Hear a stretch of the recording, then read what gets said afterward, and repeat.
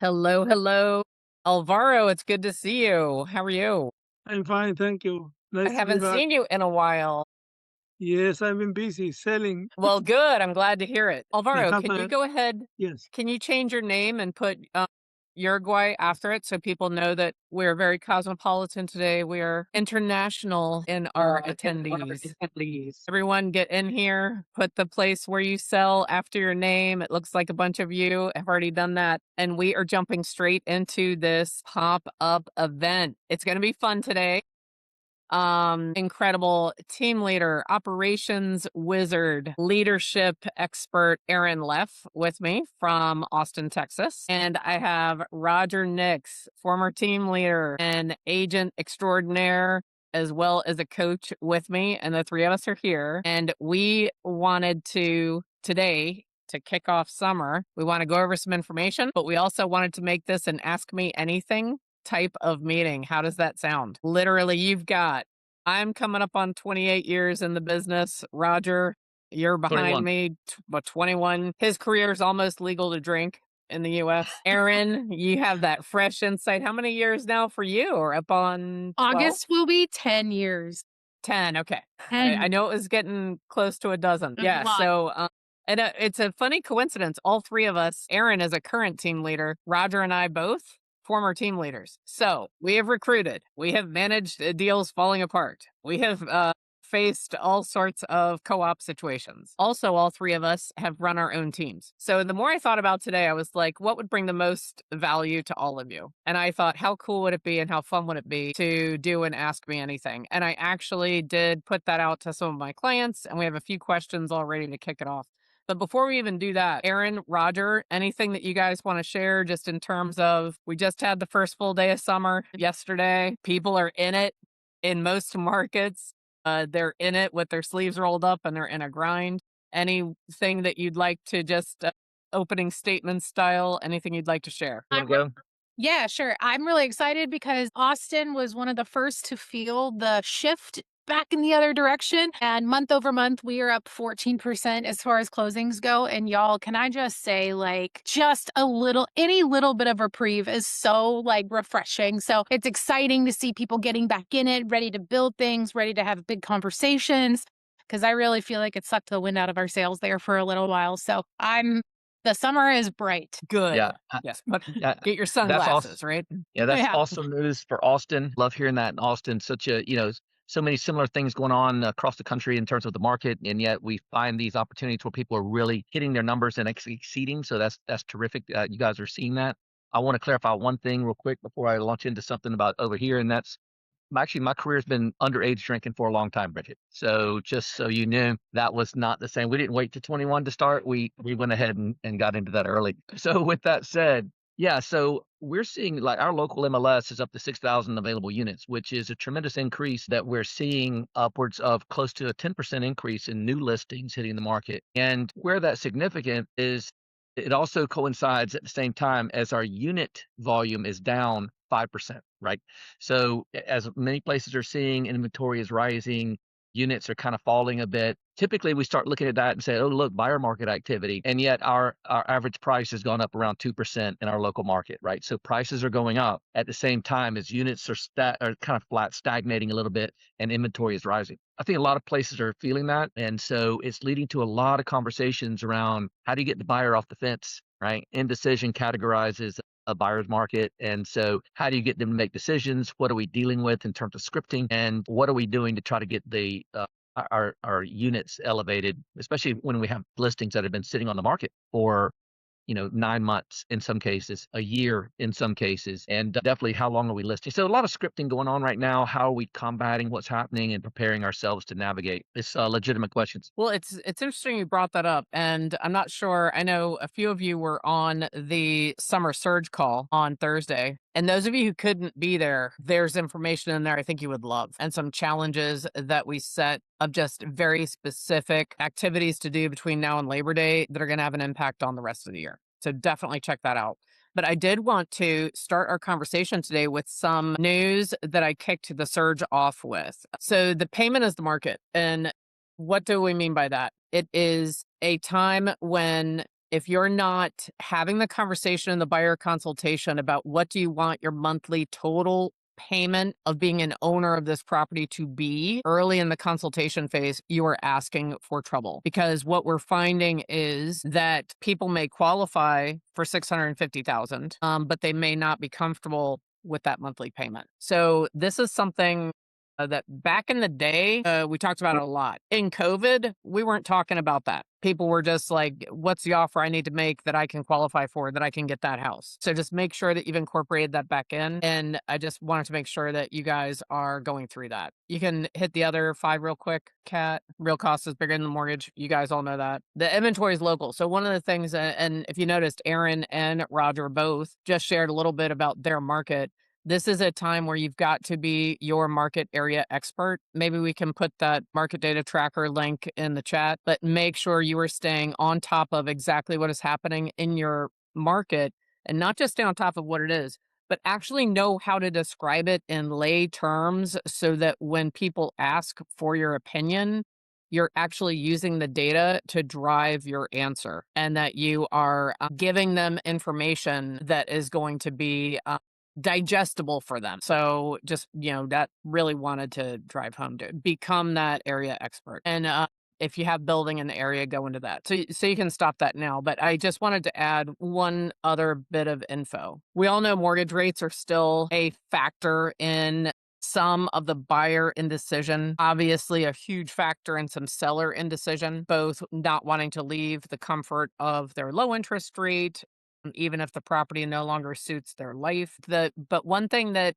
we're starting to see some signs around is that people are becoming a little bit more numb to it. It's not dissuading as many people as it had been. So if you've got motivated buyers that are qualified and you really address what it's going to cost them to own the property, some of them are getting in and taking action. So I just wanted to share that. And then one other bit about the market overall. There were some interesting upticks in May. Here we go. Pending home sales rose by 3.8% in May. They were up 4.8% year in all 4 of the regions that the government looks at in terms of the real estate market, they're all showing gains. So that is interesting news. It's probably part of what they're feeling in Austin is some of that relief, and Austin may have been one of the markets where it showed up more than some others. Why do I mention that? And why did I want to take our time to bring that up? What a great nugget backed by data that you could share conversationally or in your newsletter or in your listing preset. Like, it is a little nugget of information that it's like a little seedling coming out of the dirt. Oh, look, there's a little green sprout. Why not share some of that good news and see if you could have some people raise their hand and show some interest? So I would encourage you to get that information out wherever you can. I will double check. Kat, can you remind me to double check? I believe that stat in particular it was either from, I think it was from HUD, but it may have been from NAR, because I looked at multiple sources for that. And I would say that too, just in your local market, if there is a glimmer of hope of something in your local market, make sure you're sharing that. Okay. So let's, especially since we're a smaller group, I just want to make sure we introduce Alvaro. Some of you know Alvaro. Alvaro, can you say hello and share with everyone where you sell real estate? I sell real estate in Uruguay, in South America. Uruguay is a There you very go. little country between Argentina and Brazil. So now with the soccer, we have 15 minutes of glory, but then we go away until 4 years. Nobody knows us. But here we are doing okay. So I just got my capper yesterday. I was going to say, we need to give some congratulations because Alvaro capped. So, yay. Always love starting off. Well, but I need to know more, and I put my question there for when the time of questions come. Perfect. Yes. Maybe for Ernest. Yes. And we're getting to that in a second. I just wanted to share those couple of tidbits right at the beginning because I know that a couple of you were on the call Thursday. A lot of you were not. And I just feel like that is a message that has to get out, and we need to think about it and talk about it and make sure that we are, especially those of you that have teams, that you are giving your agents the tools they need to have those conversations powerfully. So we can dig in on that. Let's jump in. So you've got Three of us here. Don Crockey is also in the room, and Don Crockey is our land farm expert. So we could also field, land questions too. And we can start off with, let me get Alvaro. Okay. So your question is Alvaro's question. All right, coaches, get your thinking hats on. When you get a team built and it starts to grow and agents become successful, how do you retain them in your team and office? I've seen some productive agents in my office reach a certain level of sales and they leave. Perhaps they don't find the value anymore. And after Ignite, they don't have any training to keep growing from levels 2 to 7. So I'm going to throw that out first to Roger and Erin. How do you retain talent? So I'm team leader for Keller Williams here in Austin, but my past life before this, I led one of the largest teams in Texas. And this was always such a hard pill to swallow because people would come in, use up all your resources, say that they've gotten everything that there is to get, and then they would leave, right? And my biggest aha during this was creating an opportunity where I had to lengthen the runway, right? Because we were really passionate about new agents and we had a really great trajectory bringing somebody in who didn't know really what they were doing at all and getting them all the way through a producing agent. And so lengthening that runway looked like creating a levels system so that there was always something different for them to achieve. And even at one point for our top agents, we were even investing back in their businesses and they got to basically like select how. So there would be like a marketing budget for them or an assistant budget for them.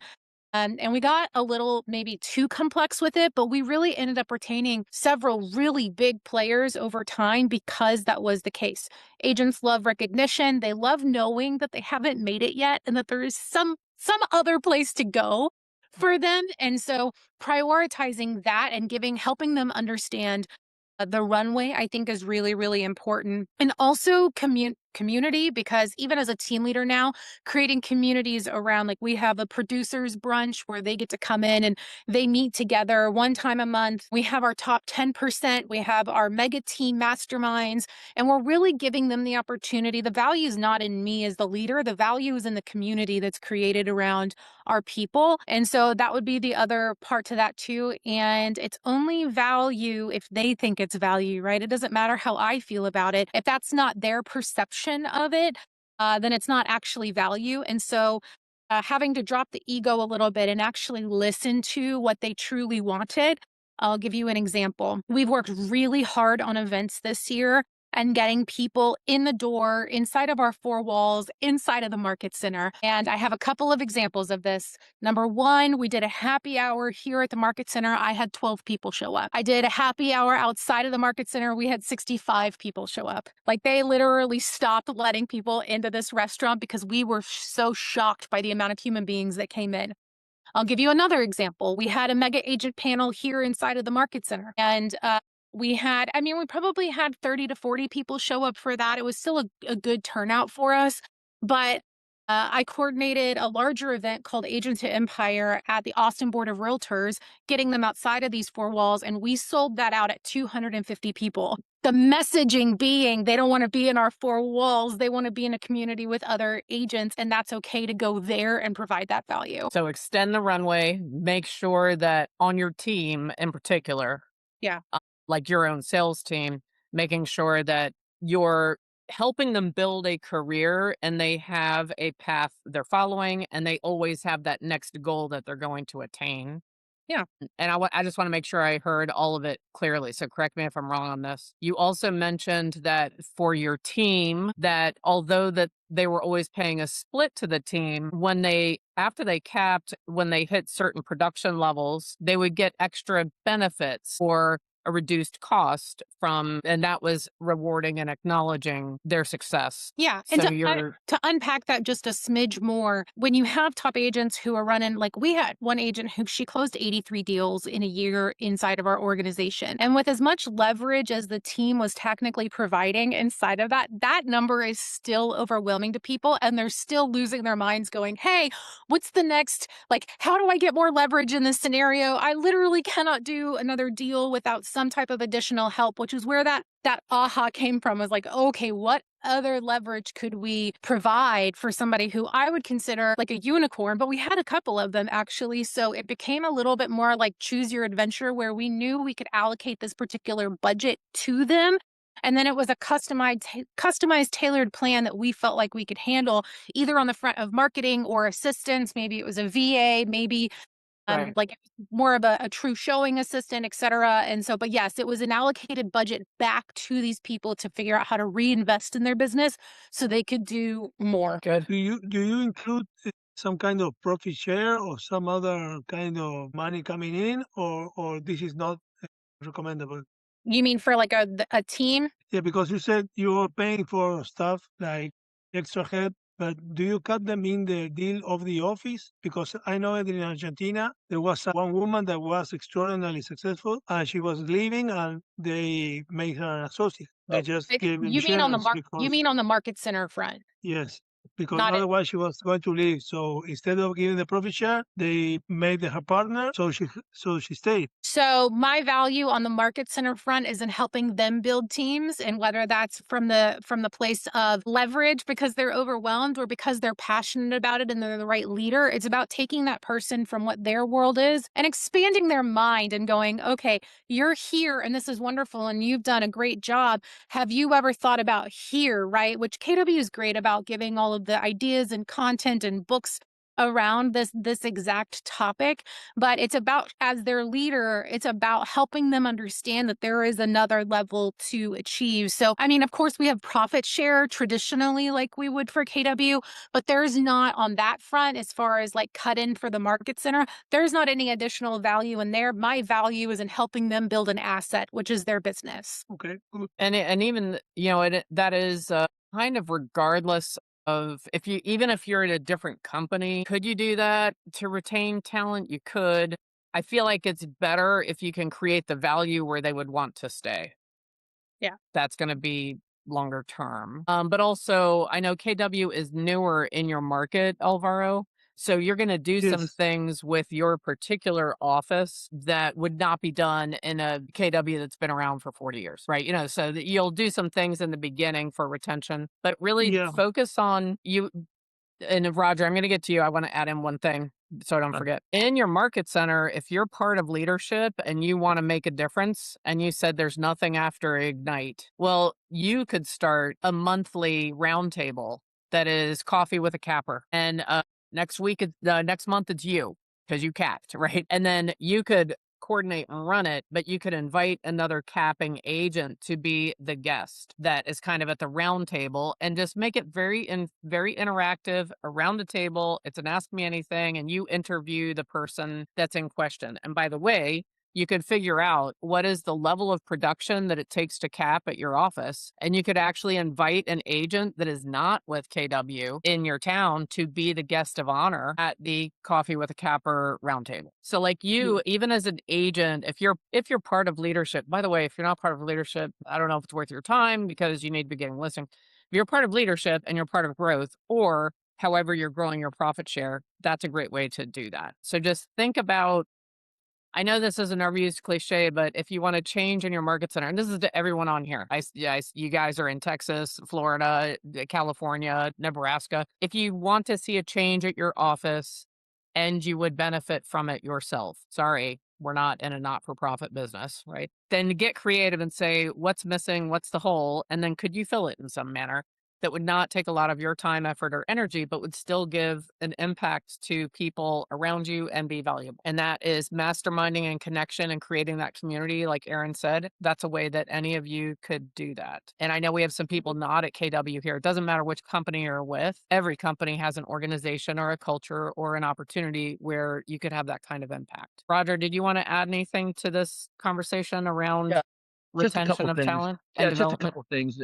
It really, we've talked about value a lot, and I think that really is everything it comes down to is value. And the thing that I like to think about in that regard is there's a reason why there's the gourmet steakhouse burger and McDonald's, and they can exist on the same street corner. And the reason why is they have different values to different people, right? There are some people who just want that dollar value, so the McDonald's is right for them. And there are some people who say, I don't care what it costs, I want the quality and the taste and so on. and the steakhouse gourmet place is going to be right for them. The trick is always to find out when you're looking to retain someone, where is their value proposition? So that is relationships, and that's staying involved with them. There are some people who are going to care, what's my split? How much money am I going to make? And you'll find that those people are usually the ones, if that's all they care about, they're the ones who are going to end up leaving at some point anyway. It doesn't have to be, but usually that's, if they only care about money, then that's their only enticement. I find that most people aren't really that way, though. Most people have something deeper that they're going to really gravitate toward. It might be a feeling of community or inclusion. It might be learning, growing, increasing their own capacity. And certainly dollars are always going to be a part of that conversation because that's what puts food on their table. And yet, at the same time, there's so many other pieces that come into play with that, that you just figure out what's right. Now, an individual team may not cater to everybody, clearly. And so that's why there are multiple teams out there. But you can create an environment that attracts the people you want to be in business with, and then be able to retain them through offering systems, programs that aren't necessarily financial incentives. They don't have to be financial incentives at all. I have found that usually those are nice, but people care more about what matters to them personally than what matters to them in a bigger sense of just their bank account. Although, again, I don't want to diminish that. It's just that it's not as big a thing. The other side of that coin, I would say, is that, when I had my team, I looked at it as my goal. I thought people would leave. I didn't want them to. I wasn't trying to get them to leave. But if I could prepare them to go out and be a very successful solo agent, then I did well by them in that capacity. And I was glad for that. Now, did I want to create an environment that they stayed? Of course I did. However, if they left me and then they went out and were successful solo, look at that as kind of a badge of honor. And I was proud of our time together. I have tremendous relationships with people who I was in business with on teams who are very successful independently now. And so I'm actually kind of proud of that. The ones that we retained, obviously that's really special as well. But yeah, I never looked at it as a bad thing when I lost someone. They either outgrew me or I looked internally and said, okay, what do I need to do differently to be able to retain people of that caliber, and then tweak some things on my end as needed. So just a different way of looking at it. Yeah. Gary Okay. talks about that a little bit. A lot. But one of the times where Gary was speaking directly to MAPS coaches, he was talking about how you can expect staff to stay longer. So if you have a paid staff position, there's a good chance they'll be with you for several years. He said, when you bring agent talent on, have an expectation of 3 to 4 years. And if you exceed that, by challenging yourself as a leader and having such a big world that they can have a big world, they will stay. I have the privilege of coaching several rainmakers, one of which just blows my mind in Northern Virginia. She has an agent on her team going on year 14, and she consistently makes over 500,000 a year. She is on a regular 50-50. So no, there's no like sweetheart craziness or any of that, but she is so satisfied and she's living the life she wants to live with her family. She has zero interest in any of the administrative side or all she wants to do every day is meet with buyers and sellers, take listings, and get buyers under contract. She loves working with both. She is a pure salesperson. In fact, I will even share, we had approached her about potentially becoming the next Rainmaker owner of the team, like as a legacy plan. And she said no. Talk about someone who knows where their joy in life is. And she knew she didn't want any part of it. She didn't want to handle any calls and she's like, no, all I want to do is sell all day. So is that common? Probably not. Is it amazing? Yes. And does it show that it's possible? Yes. I have some other examples I could bore you with, but that one in particular, could you imagine 14 years? That lasted more than probably, I haven't done the math recently, but all my marriages combined. So, like she has a work marriage that is better than, so just know that it's possible.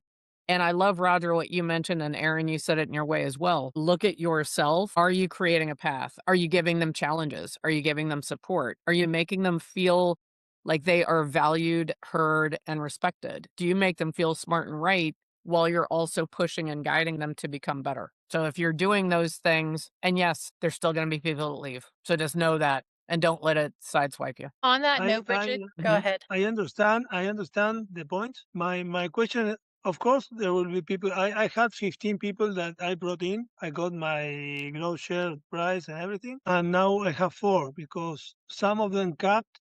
But they didn't go to Remax. They just went to in the wild by themselves. So That's when I say, okay, this is another problem because it's not that another franchise is beating us. It's just we are not retaining these people. Maybe we should have like some kind of Ignite for cappers or some other kind of thing. The other thing that I was thinking is maybe they should teach Ignite so they get involved Yep. and it's like a non-money win for them. Because okay, now not only you're getting money, but you're getting some recognition or some, and eliminate the teachers for English from Argentina and use our own. Perhaps this could Yeah, say, I would okay, say now not perhaps. I would say yes. yes, I will we be wanted to check bossy. because we have only 3 years, and in all Doesn't Latin matter. America, we are like the mid age, so we have newer companies. I have nobody to ask about this. No one that has been for 20 years in Keller Williams. But I feel like okay, they reach a level, and then they're like, you finish school, and there is no college or university. It's okay. Good luck. Keep on paying. So, and then they leave and they fail because they lose Of all the course. Yeah. support they have, Yeah. and Yeah. then Yeah. because they left with arrogance, they can't come back, and they go in some kind of limbo, and they disappear. But I spent a lot of time training them myself because crazy thing happened when I invited them. The IT guy quit, so I had to become the IT guy for the people I invited. I had to teach command and all this stuff. No problem because I already was a technology teacher, but Right. I invested a lot of time and then they just left because some, I don't know, ego stuff or some, I don't know, So, lack of acknowledgement or something. right. So, Erin, I know, and I want your feedback on it, but that is purely a community and culture situation. And if you had the coffee with a capper roundtable mastermind every month, you could have allowed them to feel recognized and valued. Like it all ties in together. But Erin, if you want to give the final thought on this, I want to go to one of the next questions. Yeah, I was going to say, number one, you're not in it alone, right? So KW does a great job of collaboration and making sure that, like, I mean, even here, right? Like being able to reach out to somebody else who maybe is really doing it well and bringing them in to spotlight them to create that additional external value so that it's not all resting on you may also be a win-win. And I know that we have a great worldwide community. And I was just in a mastermind with the luxury worldwide guys because they were here in Austin literally just last week. And what was so fascinating is you've got people from all over the world and they're all having the same issues. We all sell real estate similarly, right? Our clients are all the same crazy. Yeah. And so just to bring some context back to that is that, you can still rely on these other leaders, even though their country may do it a little differently. And so I want to encourage you to reach out. Maybe there's somebody in the KW world that you really admire and it may be actually able to really help you. And I'm happy to create connections if you need me to. But I want you to rely on other human beings who are maybe the next step above you who can help show you the way. Excellent. Okay, yes, I thought about that, but we don't have a lot of English speaking people in the office. Yeah. So this is I access all the stuff, and I'm in this meeting now talking to people that are far away from where I am now. So the reason I got into this group was because we have nobody to ask in Latin America. So everybody's trying Right. to do something, learn something from Mexico, but they're on the same. Right. They have the same problem. We all have the Bus it's terminal. all People it's come all the same. in and out, come in, do training, leave, and And then guess fail. I'll just tell you that's been happening since I got into real estate in November 1998, and it's going to happen forever. It's the nature of the industry. The one last thought I would say on this, and this is for anyone if you have your own team and it's or if you're in leadership, the way that you carry yourself after someone leaves can impact whether or not they would come back. So when people get all, I'm a peacock and look at me, and they've got their feathers up and they prance out and they're like, I'm opening up Bridget's real estate, and I do this whole thing, nearly all of them fail, right? So what happens is if you decide the moment the door closes after them that you're now recruiting them back and you reach out, you wish them well, you send them a book that you think may help them in having their own brokerage. You make them feel smart and right and like, yeah, I can see why you made that choice. And you continue to have coffee with them once a quarter. You reach out when you see they had a big deal close and you keep the lines of communication open. Then when they realize this is not what it was cracked up to be, If they're a culture fit, then you could talk about having them come back. But anyone else have any questions in this, either on a team level or on a organization level with your profit share or your revenue share, or a team level? Any other questions just around retaining talent? I have one. So, Erin, you mentioned one of the things we can do is to help them build their business. What are some different ways that have worked for you guys that have been really effective in doing that? From a team leader perspective on the market center front or actually in the team? So, I'm a rainmaker for a team, and so I just want to provide more value to my team members. So to be frank, it's a little subjective because it depends on what their strengths and weaknesses are. And I'm a big fan of coaching to the whole human being. And what my assumption for growth would be for them is maybe not necessarily how they would view growth. So I've made that fatal mistake, right? Where I had wishes and dreams for them that were not actually theirs. When I bring somebody on, I'm pretty relentless about making sure that they've got a 135, a 411, and we are regularly going through the details of their business, where are their clients at, and helping them unpack the ability to get better and better and better at their appointments. And again, that growth might be important to them. But I also had somebody challenge me in this one time where they were like, well, my growth this year is I want my time back and I want to live the life that I was excited about designing initially and the reason that I got into real estate in the first place. And so that growth became a conversation about not value from the team, but their values and what do they align with the most and what do they need in their business, but also in their personal life to ultimately feel fulfilled. And so that's a long-winded answer to say it really depends on the human being. But, as far as their business growth, we on inside of the team, we did things like we had an ISA department that was setting appointments for them. If they wanted more appointments, then they had to score at a certain level of like close enough, right? Appointments with those particular people.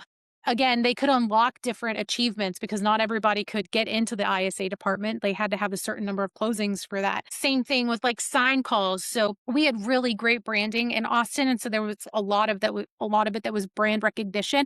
And so giving them access to things like the Rainmakers database at one point, or the sign calls that are coming in, or more of an exclusive lead opportunity, we were willing to invest in that way for some of our top people who were really showing up and playing all in with us.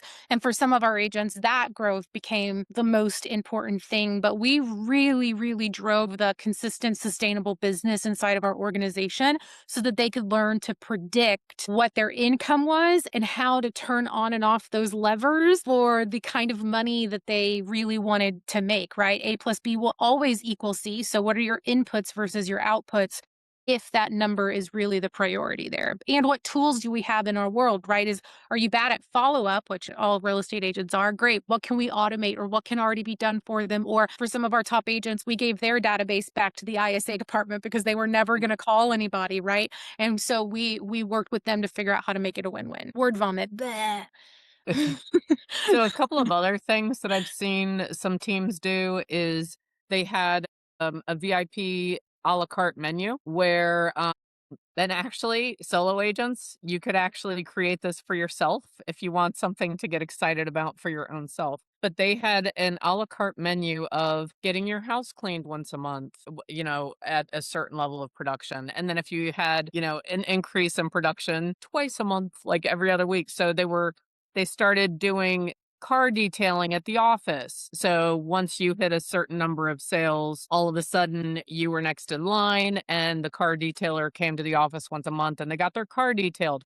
So there's certain things, you get what I mean. I won't bore you, but you do kind of servicey type things that we don't always get for ourselves. So they're like a nice treat, and then they could select that. I had one team that just had a sliding growing scale. So when you hit this many sales, you got the car detailed, 6 more sales, house clean once a month, 6 more sales, house clean twice a month, right? So like they looked into personal assistant types of things that because it was attached to sales happening, money was coming in and it worked out really well. The other thing, when you start getting creative, so if you're a solo agent, what if you just came up with that? What if you did the summer surge challenge between now and Labor Day and tell yourself, if I achieve this level of production, I'm getting a deep cleaning on the house. Even if you have a regular person, pay for the deep clean. So you could even incentivize yourself if you're solo right now. But, and Tiffany, I'm happy we can brainstorm on that and come up with some other fun things. But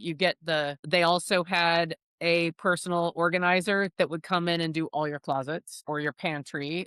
So and guess what? They had business to business relationships with every single person that was involved. So they were known and trusted entities. So the agents felt comfortable having these people come in, and they were also supporting the business. So they got more referrals to the team. It becomes I feel like Sir Elton John needs to break out in song, a circle of life that was lifting, all the relationships. Okay. And it becomes a recruiting tool because guess what agents talk about? Yep. Guess what happened? I just got my car detailed because the team, this and that, blah, blah, blah. And then, do you think that doesn't get attention? It gets attention. So we can get creative about that. And you can also do it if you are solo and you're just looking to keep your motivation strong and consistent. Okay. So any other questions in that realm? No burning questions here in the group. I have a follow-up question from the surge. So I had a question around how do you develop real consistency in lead generating, and how do you break up lead generation in your database and METs and lead generation with people you don't know? Does anyone in the room have an interest in that, or should I go to another question? Well, for the people I don't know, I try to get them to come to the office and try to get them in the inner circles. But a lot of my business is from people that I don't know. And then I start having coffee and start like maybe nurturing them because they come with one idea, but then they change their mind. And I've done some business with families that I never knew anybody. Then they bought one thing and then they came to a signature with the daughter. I say, okay, now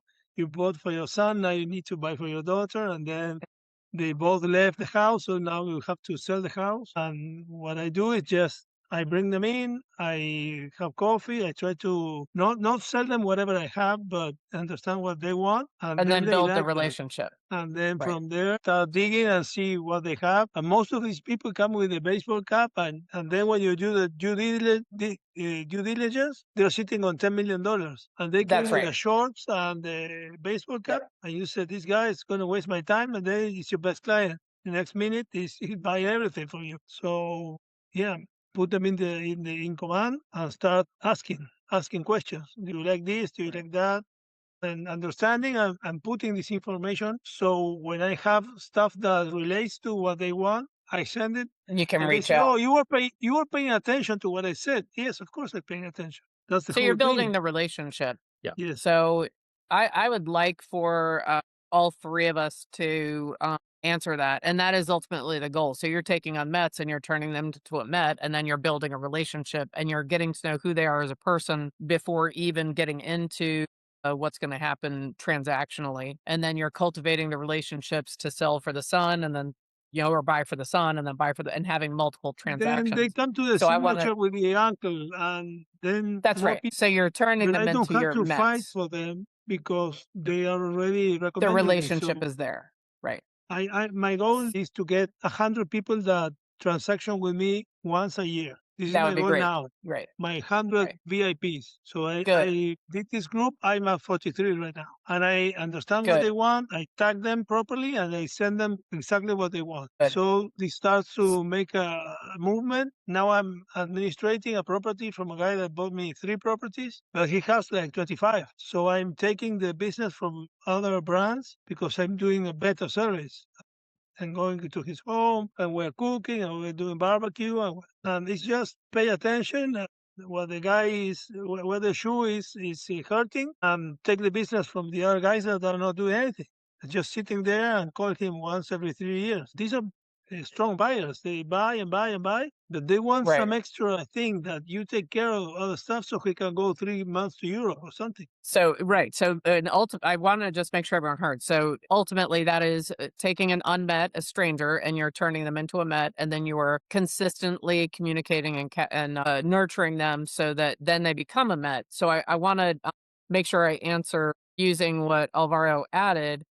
that how do you break your time up in your lead generation time? How do you decide how much time you're spending in the different areas? And what I would recommend is, because so much of your business will come from the Mets and the relationships you've developed, you want to spend between 60 and 70%, in my opinion, of your lead generation time in your database and the people you've met even once, building those relationships, the VIPs, the past clients, the orphan past clients, and referral partners. So if you are going to lead generate 10 hours a week, you want at least 6 hours a week specifically in those conversations. And as you develop your business and you become more experienced and have a bigger database, then 70%, 7 of those 10 hours would be in people that you know. 30% would be in finding more people to meet to turn into people that you know. That's my opinion. I would love it, since we've got the three of us here. Erin and Roger, can you share how you would break down time spent in lead generating? So I mean, I'm going to start off with the Mets, and predominantly I'll start with the VIP group first, and then I'll have my list of people I'm going to be touching, and I'm going to go through that list. That's the other thing, is not having the plan. You will be all over the place. So you have to have the plan of who am I going to touch during this lead gen, block of time. And so going to the Met side of it first, I'm going to naturally get in my, using Bridget, I agree with your numbers, 60 to 70 per number. I'm going to get that because that's where I'm going to start my time, and I'm going to max that out. I don't want to overlook the haven't met. So I am going to give time to that, clearly, because that's the future business that is going to continue to expand the Mets to a much broader number. And then I'm going to reach out and do some very coordinated things with them, but that's going to be casting a much wider net. Right. So if I'm trying to bring in the haven't mets, then it's more marketing versus prospecting, if you want to use that kind of analogy there. So I'm casting the net to try to pull people in to convert them into mets. And so, yeah, that's going to be less of my time that I'm going to spend, although it's still very important. My Met database time is going to be about very personal touches. It's going to be about their life, their world, checking in with them. I know Alvaro mentioned some great things about getting to know them, around cooking together, having barbecues together. And you're coordinating those things, right? So you're on the phone, you're maybe texting, as long as it's a dialogue and not just a random just drop a text. But you're communicating with them in a way where you're setting that up. You're planning around it. You're talking about it. You're coming up with those ideas together so that they know you're investing in them, like that they matter to you. And so you're going to do things that resonate with them. It's harder to do that with a haven't met. We don't know what they resonate with yet. We don't know what frequency they're on and how to go where they are. So that's why that's a little bit more of a generic cast for me, more through whether it be social media, very intentional reaches to folks to try to find out who can I get to know. I used to always end my call anyway with, who do you know thinking about buying, selling, or investing in real estate that I need to be talking to today? So it's just a one question, that I used to end virtually all of my lead gen calls with. And so even to certainly all my Mets, so that they know I'm always still looking.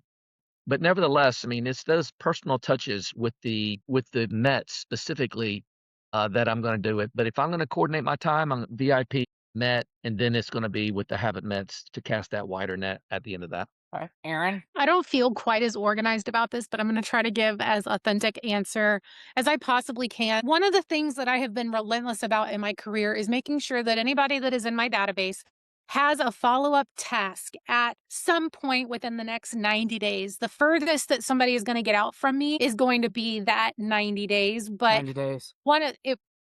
there came a point where I got overwhelmed in some of the details, and I just had to keep it simple so that I could show up in my day and not have anxiety about all of the details. My brain doesn't work well that way. And so it was a breath of relief for me knowing, okay, everybody in my database has a task. I know that it's going to come up on my task list, and I'm going to see everybody over the next 90 days. And I spread it out a little bit and then sprinkle in the other people who I haven't met yet. So I always start my day off with the people that I have met, because that eases me into my day a little bit. And those are typically kinder conversations than some more of those colder ones, like when I was prospecting for sale by owners or expireds. It was just a little bit more warm and fuzzy that kind of got me into my day. And so I always started there. My goal was always I need at least one appointment every day that I'm prospecting. And so if I went into my Mets and I'm doing my follow-ups that are a little bit more recent, and by the way, I use tags so that I knew how hot somebody was. Like, hey, is this just the Sphere follow-up with did I have a recent listing appointment with these guys? Like A, B, or C, like, right, are they going to go cold on me, etc. And then I just ran my day that way so that when I showed up, I'm just moving through a task list. And then if I got to the end of that task list and I still didn't have the appointment that I needed, I moved directly into more of the for sale by owners, expireds, and spending some time on social media and figuring out like who do I need to be communicating with through there that maybe has expressed some interest recently. Yeah, So So that's a not great quite measurable too. not quite as organized, but it works for my well, brain. I'm glad you said it that way. If I could piggyback on something you said, Aaron, which was talking about the organized part of it. So that's not my forte, right? So organization is not really my skill set. I dipped it to adopt, for those who may be familiar with the concept of like never ending referrals, they would take basically the entire alphabet and put these two letters together, right? A-W, B-E-D-O. And they put these together and say, hey, here's your call list, if your last name begins with this or whatever. I found that depending on where I was at, picking this guy up, there was still a lot of hesitancy to pick it up and start off with A or whatever the letter was. I maybe didn't feel like talking to that person. What you said was absolutely right on. And that's why I was saying kind of start with Mets anyway, is because you, you get the easier calls out of the way because it builds up your energy. And so I have more when I know that I'm going to call someone and it's going to go well because I know this person, it's going to be a good call, we're going to have a good relationship and rapport, then my energy begins to build. My hesitancy about making further calls tends to drop, and I am able to spend more productive time doing that. So that's the other reason why I say it's so important to start that way. I was never someone, by the way, who was a cold call guy. I attempted FISBO calls, I attempted expired stuff, and it just was never part of my business I gravitated to. I'm a database guy, I'm a relationship guy, and so my energy and effort went into those things. And that's where I would do that. Finding and building, converting a not met to a met happened much more organically in person. I would go somewhere to meet people as opposed to getting on the phone and calling, again, maybe this for sale by owners or expired listings or withdrawn listings or Well, whatever it may be. So that was more where that tended to go for me. But starting off with that higher level of energy is I found to be critically important when I was doing my lead gen time in that way. and here's why I love having multiple coaches with multiple experience in this one call is I really built the backbone of my business, which by the way is also relationship based, was lead generating and being passionate. I felt like I was putting on a superhero cape every morning and I was going to change the lives of the frustrated, disappointed sellers that signed a listing agreement and thought their home was going to sell and made plans around that. And they were scared, frustrated, angry, disappointed. I was going to come in there and change their life. I was going to turn that ship around. And I got excited now just thinking about it because I got in that office and I was like, I am changing people's lives today, and I was on fire to get on that phone. So, by the way, I'm mentioning that because if any of you have that same passion, if you're like, I am an ambassador on behalf of our industry to change the experience of people whose homes did not, I don't care why, how, what, when. I never wanted to wasn't there to blame anyone, but I was going to change people's experience in life that day. So if you're out there listening to us and you have that same passion, then you want to call them first because that is an early bird gets the worm. So get in and get your energy up. I'm changing their lives today. They've been through heck in a handbasket, and I am going to come in there. We're emptying that basket. We're turning this ship around, whatever analogy you like. I just combined like 4 in 1. Do those first. However, set a timer, set a measurement. So my measurement, I'll just share it real quick if that's okay. My measurement was I called all of the fresh homes that didn't sell that day. And then I went back and called everyone from the last 10 days that I hadn't spoken to yet. I did that. Once I had gone all the way through 10 days back, I stopped and took a short timed break. And I was known in the office for the timed breaks. So, like I'd be getting a cup of coffee and then I'd be My timer went off. I have to go get back on the phone, and I'd cut people off and go get on the phone. But I was going to change people's lives. The very after that break, guess who I called next? Met past clients, orphan past clients. I love those orphans. Again, that was part of my mission to change people's experience in real estate, referral partners, sphere of influence. And so that next hour, and I used a timer, all Mets. And then the following hour was going to be different depending on the day. So I don't need to get into that right here. But so that is the one exception. I absolutely agree with Roger and Erin that if you are not working if you're not working specifically the disappointed homeowners whose homes didn't sell, you can, because even the people attempting to do it on their own, you can call them later in the day. So the one exception I would make is if you're working with homeowners whose homes didn't sell, they have to be first for the fresh ones, Mets, and then you can customize or, and do that. Well, this was fun, and I do love having the different perspectives, and again, it's all, Roger, you nailed it, the unmets. It's just, what's the quote, a stranger's just a friend I haven't met yet, right? So you're going to still build relationships, and you're going to cultivate and develop it. So let's do a quick final round. Any final speed round questions? Now let's get takeaways. So who has a takeaway from our time together today? Julia? Well, thank you. Oh, Thank you for Alvaro? all the time. I didn't want to get all the time from you, but I took advantage and I did. So thank you very much. It was great. I mean, it was a very meaningful conversation to have. So thank you for bringing up that question. And it's something we're all facing. Julia? I love what Erin Leff said from Austin, the values in creating community. I have neglected my in-house events in a while, and it reminded me of. And there are so many events that I can do at my house or elsewhere. Or now I started fixing ugly houses more than I did in the past. And there are so many people that want to be bird dogs in my church, for example. So I could just have them over. Hey, let's have lunch. But for 30 minutes, I give you a rundown on how this actually works because they want to know. So why not creating a community around that? So thank you for the reminder, Erin. Yeah, of course, absolutely. And we're seeing so many people show up to these like eyeball to eyeball opportunities. These small micro events are like, people are really killing it at that. And so if you are not like a big, I'm going to get on stage and have a big conversation, keep it micro, keep it with people that you already know and start there. Yeah, I think that that's awesome. Bridget, one of the other things, I was going to say this earlier when you were talking about the market that has been really impactful for my team. And I just want to give you guys something tactful to take away from this that's actually working for us right now. And I know not everybody's in the same market, but Austin, we have so much inventory and things have been challenging. If y'all have listings that are sitting and you are not doing a reverse offer for every person that walks through your door or is showing the property, I highly, highly, highly want to encourage you guys to do that. We are seeing it not only make our sellers feel a little bit of reprieve, like that we're doing everything that we can, but also it is helping kick open the door for these conversations with these buyers to hear what they actually really want. We just had this happen. Somebody hated all of the carpet. We said our seller will do the carpet and we'll do a $10,000 reduction in list price, and we are now under contract. So I just want to give you guys like go out there and put out those reverse offers for literally every person that comes to see that house. Excellent. Excellent. All right. Well, this has been fun. Any final thoughts? We can wrap this up. How did you all like the Ask Us Anything style? Good? Okay. Luxury Lounge is next week. Make sure you are there. It is going to be exciting. So that is next Thursday, and I hope you'll be there. One other quick thing. If you haven't subscribed on the YouTube channel, subscribe on the YouTube channel. We crossed over 10,500 subscribers. And so we're starting to get a little sense of community there as well. And it was just really good seeing all of you. Hopefully I'll see you next Thursday. Bye. Bye, everyone.